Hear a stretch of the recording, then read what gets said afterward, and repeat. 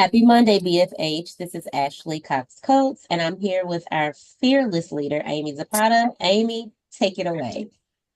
Sometimes I do have fear, Ashley. I knew you would like that. Happy Monday, everybody. Happy August. We're already 1/12 of the way through the state fiscal year, which means if you have any new contracts that you want to start next July, you have less than a month to get them in.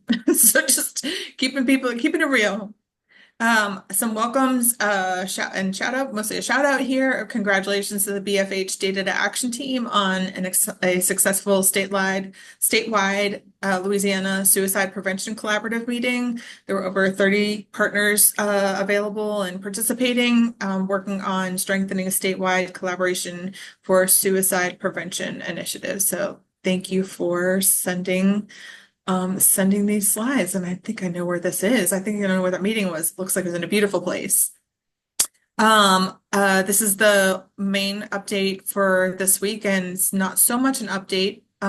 It's repeating what we already know, but even every time I think about it and look at it, it feels new in some ways. There's something else I'm taking away. So again, the contracts, any contract, any MOU, any types of agreements at all go through an extensive process within the Bureau of Family Health and then legal and leadership. There are several preparation meetings that happen before it even goes to the secretary. So one, you need to be prepared with me. I actually feel like I need to get even better prepared. Right now, our leaders are very, very prepared when they're walking into these meetings to present information to the secretary. So one thing that you'll be seeing if you're over contracts is actually helping me set up meetings where things are going to be reviewed with me in advance of me reviewing them with Tanya, who then reviews them with the deputy secretary before they go to the secretary. All of this is to help make sure that all of us have thought very, very carefully and justifiably for what we're doing with our contracts and our agreements. They need to be succinct. They need to be clear. They need to be well justified of why we chose what vendor and how we are structuring the contracts and how very specific the deliverables are for them. The questions that then happen during the meetings with the secretary are very, very thorough and very detail oriented, as I've heard from or shared with some of you, even just on the meeting this morning, is that if there is a 1-800 line in some of our calls, the secretary will pick up the phone and he will call the 1-800 line that we're paying for and seeing how their service is. If there is a report as a deliverable, or if there is some kind of innovation, he's going to ask in depth. He's going to ask, what is our strategy about this?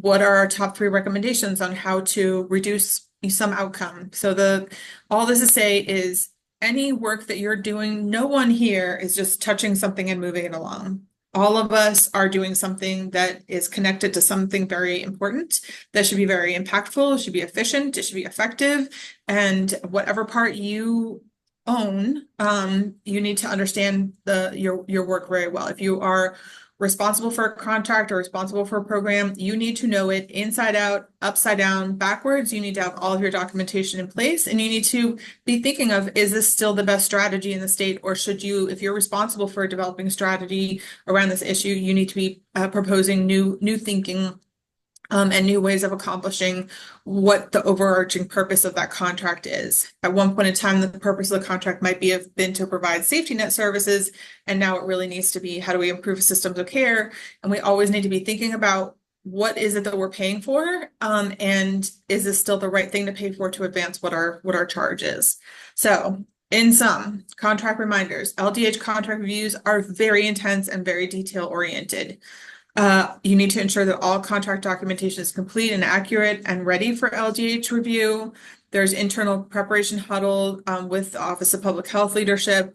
Attendance is required for staff responsible for contract monitoring. You need to be prepared. You need to know the contract purpose. You need to know how the contract status, and you need to know, how did you come up with the way that we're reimbursing? And you need to be able to provide this information very concisely, because the entire Office of Public Health is being heard. All contracts are being heard by the Office of Public Health and then by the Secretary.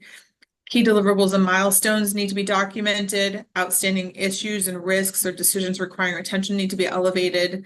Updates, there need to be one-page summaries for each of the contracts.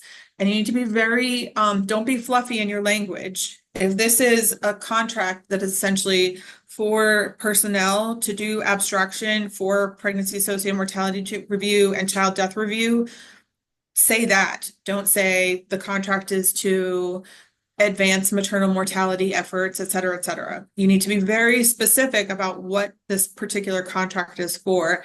We can provide a little bit more context a little bit later in the justification, but really right off the bat of any justification and our contract statements of work, it needs to be very clear for pretty much anyone who's picking up the contract that they can get a reasonable picture of what is this contract doing. You also need to make sure that you address outstanding items before the contract advances for review. If you get lots of questions from me or from anyone else who's preparing these contracts, it is not to give you a hard time. It is to make it go as quickly as possible once we get to the point of being heard by the secretary. I think that is it for today. It is, but we're still in contract season. We're still in last year's contract season. And if you are looking for contracts to start next July, just know that you need to be hustling now.